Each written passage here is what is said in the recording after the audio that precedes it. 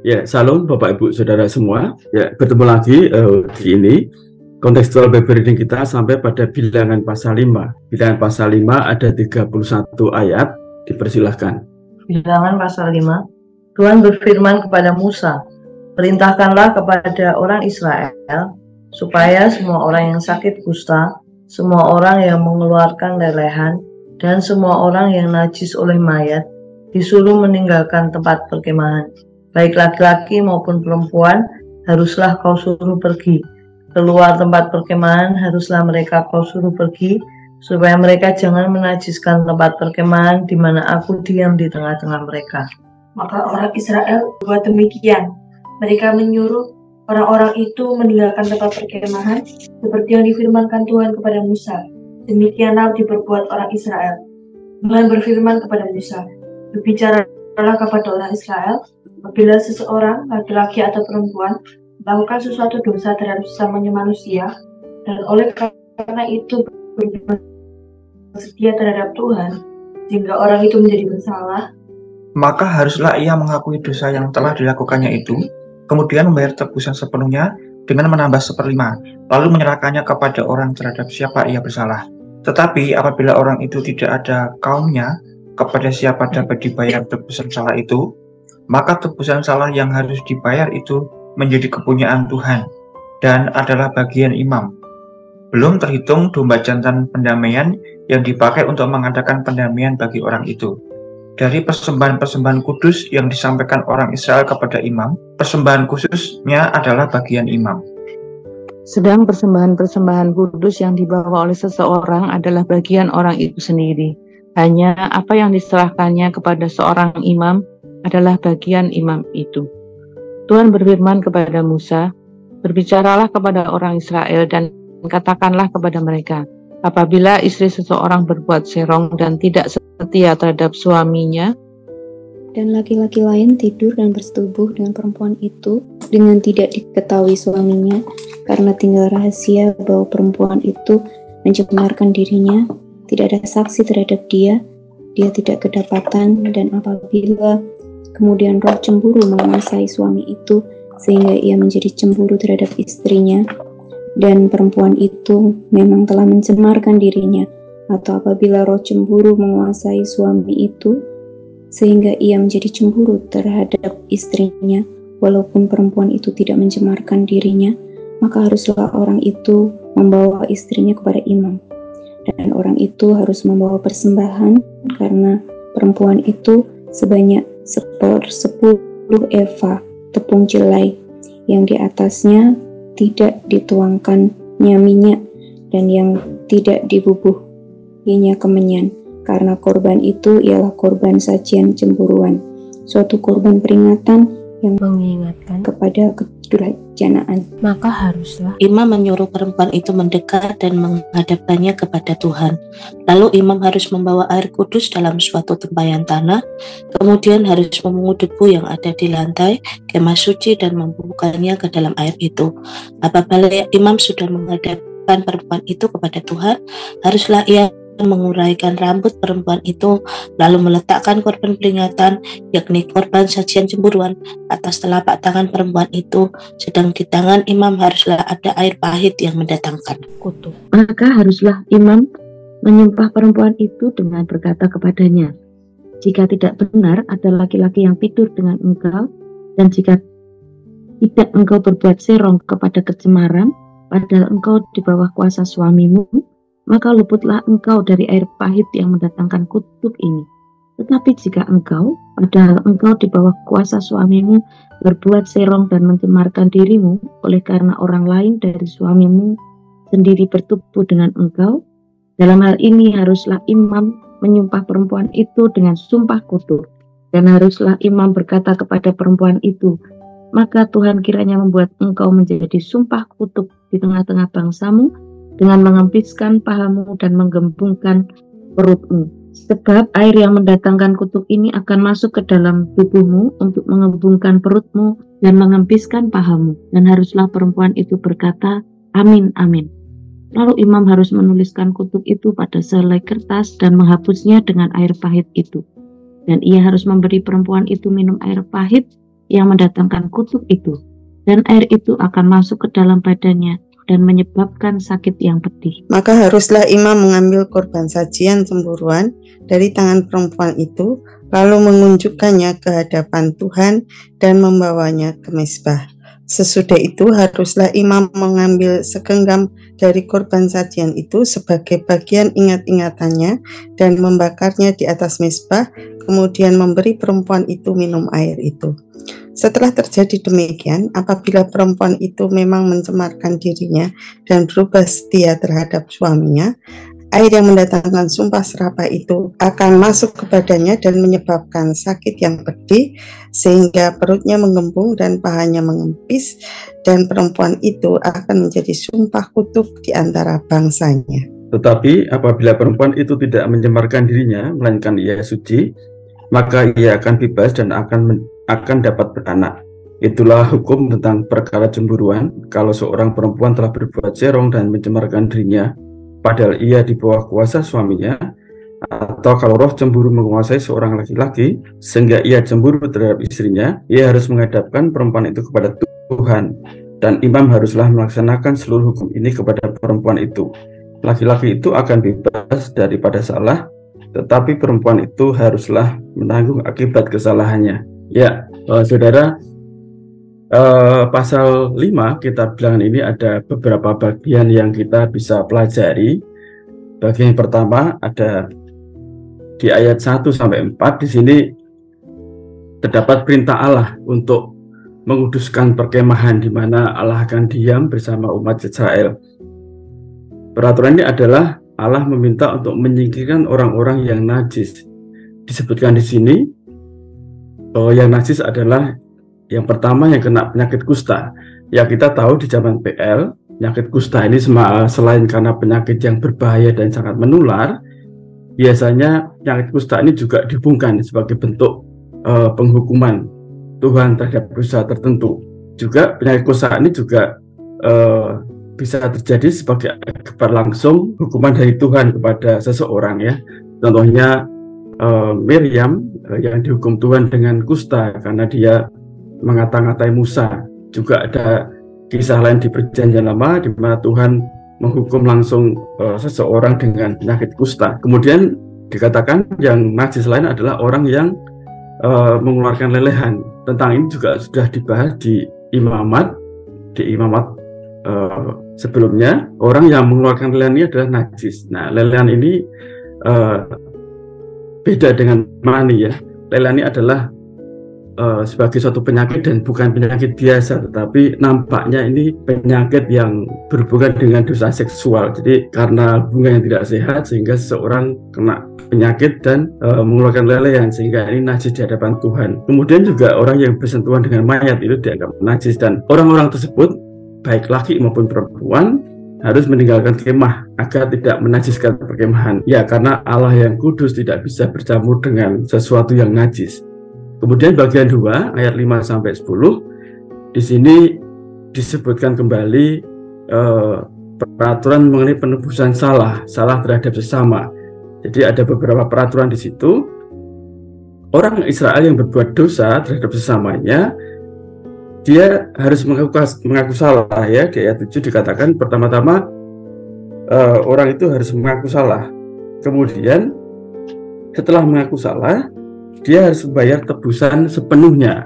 Jadi membayarnya tidak setengah-setengah atau sebagian, tetapi harus membayar sepenuhnya sesuai dengan peraturan yang berlaku saat itu.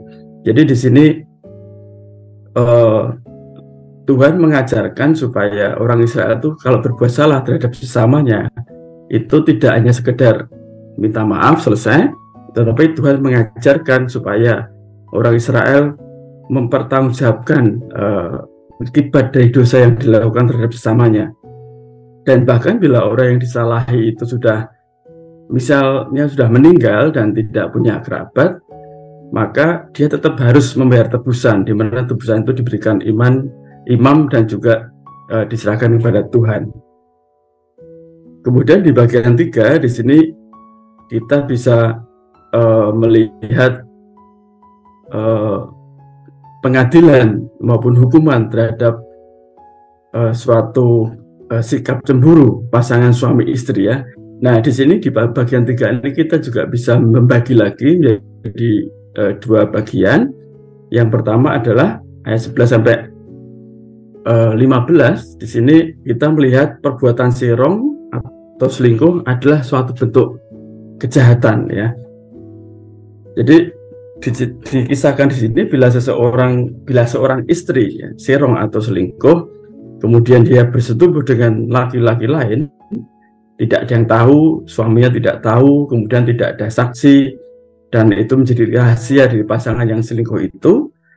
Kemudian bila suami sah istri yang selingkuh tersebut cemburu ya, mungkin dia melihat gerak-gerik istrinya yang tidak wajar, yang mencurigakan, atau misalnya dia mencium, kalau zaman sekarang yang mencium parfum yang berbeda dari biasanya, atau tanda-tanda lain gitu ya.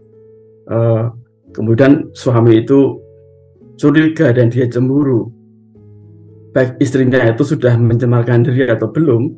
Nah, di ayat 15 dikatakan di situ, haruslah orang itu membawa istrinya, laki-laki itu yang cemburu itu harus membawa istrinya kepada imam dengan membawa persembahan sesuai yang sudah ditentukan, yaitu 10 eva tepung jeleh dan seterusnya. Dan di sini ditegaskan suatu hal di akhir ayat 15, dikatakan di situ bahwa korban sajian cemburuan itu adalah suatu korban peringatan yang mengingatkan kepada kedurjanaan ya. Kata istilah durjana ini sangat keras gitu ya. Jadi kedurjanaan itu sama dengan kejahatan dan lebih keji gitu loh. Jadi ternyata sejak awal Tuhan sudah menyebutkan bahwa dosa zina itu adalah suatu kedurjanaan, sebuah kejahatan gitu. Nah, kemudian di bagian 3b di ayat 16 sampai 31 di sini disebutkan pengadilan atau hukuman atas perbuatan serong. Jadi perempuan yang serong ataupun diduga serong harus menghadap dan mendekat ke imam, kemudian dihadapkan kepada Tuhan.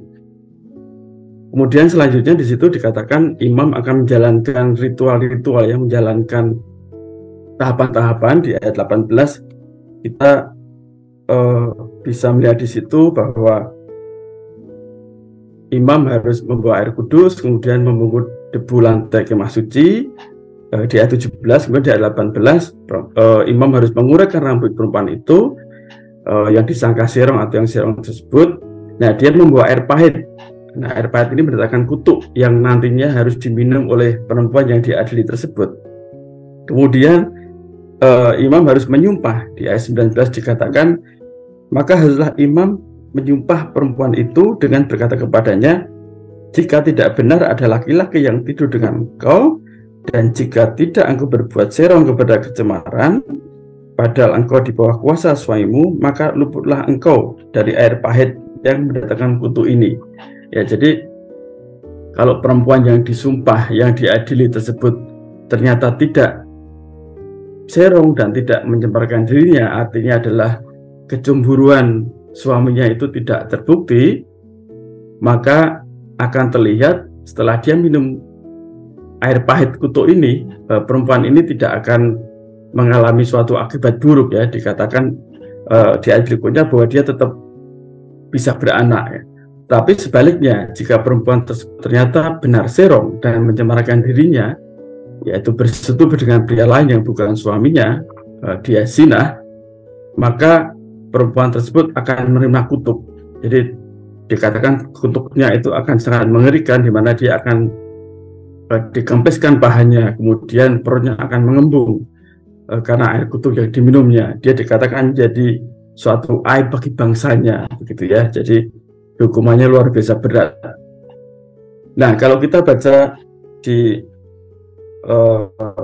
pengadilan atau hukuman cemburuan ini, kita bertanya ya, sepertinya kok ini lebih berpihak kepada laki-laki gitu ya. Kenapa yang diadili perempuan ya? Mungkin di sini para istri, para perempuan akan akan tidak terima begitu ya. Kenapa istri yang diadili di sini? Sedangkan pada masa sekarang kita tahu ya, biasanya kalau ada suatu pasangan suami istri yang retak atau mau cerai itu biasanya pertanyaan pertama muncul, satu, apakah suaminya selingkuh ataukah suaminya berbuat KDRT. Jadi suami itu selalu yang dihakimi duluan masa sekarang. Tapi pada masa itu istrinya yang diadili ya. Nah, mengapa terjadi? Ya tentunya hal ini tidak lepas dari paham saat itu yang menganut paham patriarki, yaitu laki-laki adalah wakil Tuhan, dia lebih utama. Tetapi kalau kita lihat lebih dalam sebetulnya dalam pengadilan ini, dalam hukuman ini, kita dapat melihat ya bahwa peraturan ini justru akan melindungi wanita atau istri-istri. Karena apabila suaminya itu cemburu terhadap istrinya, maka suami ini tidak bisa langsung menghakimi istrinya. Suami tidak bisa langsung menyalahkan istrinya, tetapi ada suatu sistem di situ yang ditetapkan Tuhan, di mana suami tidak bisa sembarangan menghukum istri atau menuduh istri, tetapi ada sistem yang mengatur sehingga untuk membuktikan apakah tuduhan suami tersebut benar ya. Jadi di sini justru ada peraturan, ada ketentuan yang mengatur supaya supaya wanita tidak bisa dilakukan tindakan semena-mena oleh suami yang cemburu ya. Nah, kita melihat di sini bahwa Tuhan sudah menerapkan sistem di mana seseorang tidak bisa seenaknya berbuat zalim gitu ya, berbuat menindas sesamanya, tidak bisa. Jadi orang yang salah terhadap orang harus minta maaf dan membayar tebusan. Kemudian juga di sini Tuhan mengatur hubungan suami istri ya, supaya tidak terjadi tindakan yang semena-mena dari seorang suami kepada istri. Nah, bagaimana kalau suami yang selingkuh ya? Di sini kita lihat bahwa zina itu adalah perbuatan keji di mata Tuhan. Tentunya Tuhan juga akan punya sistem ya untuk menghukum seorang laki-laki yang berzina. Nah, Bapak Ibu, di sini kita dapat melihat amanat teks. Yang pertama adalah Tuhan menghendaki umatnya untuk hidup kudus dalam suatu komunitas Tuhan. Kemudian Tuhan juga mengajarkan umatnya untuk bertanggung jawab atas dosa yang dilakukan terhadap sesamanya. Yang ketiga, Tuhan menghendaki umatnya menjaga kekudusan pernikahan. Dan aplikasinya adalah yang pertama, apakah saya dan saudara sudah hidup kudus di hadapan Tuhan?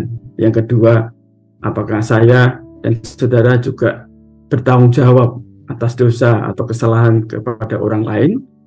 Dan yang ketiga, apakah saya dan saudara yang sudah menikah tetap menjaga kekudusan pernikahan seperti yang dikehendaki Tuhan? Demikian renungan bilangan 5 pagi ini. Tuhan Yesus memberkati. Terima kasih.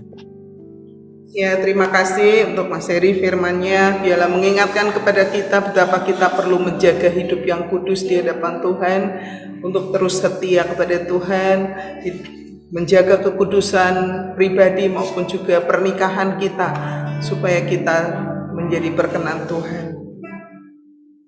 Kita akan sambut dengan pujian kekudusan-Mu Bapa, pengorbanan-Mu Yesus, penghiburan-Mu Roh Kudus.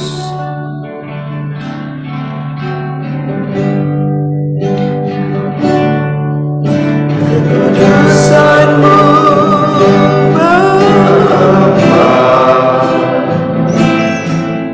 pengorbanan-Mu Yesus, penghiburan-Mu Roh Kudus.